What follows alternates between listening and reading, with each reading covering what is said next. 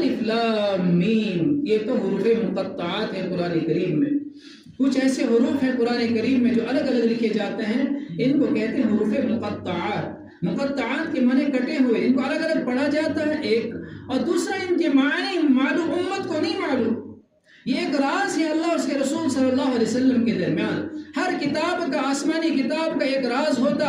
علماء نے فرمایا کہ قرآن کے رموز اور جو ہے راز یہ حروف مقطعات ہیں. الف لام میم کا ہم ترجمہ نہیں کرتے.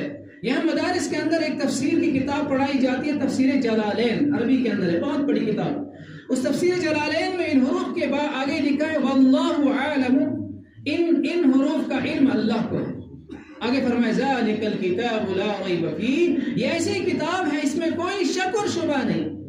ھدی للمتقین، ہدایت ہے متقیوں کے لیے. لا ریب فیہ، اس میں کوئی شک نہیں. شک کرنے والے پیدا ہوئے لیکن خود قرآن میں کوئی شک نہیں ہے. اب ان کو شک کیوں ہوا؟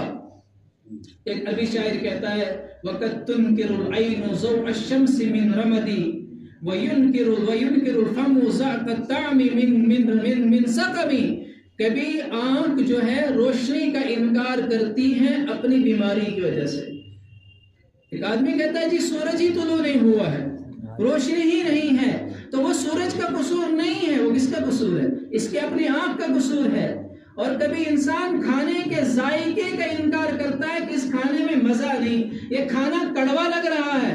یہ کیوں؟ یہ اس کو کوئی بیماری ہے. قرآن میں جو شک کرنے والے پیدا ہوئے اپنی بیماری کی وجہ سے، ورنہ قرآن میں کوئی شک و شبہ. اس لیے تو اللہ نے دعویٰ کر دیا، چیلنج کر دیا ذالک الکتاب لا ریب فیہ.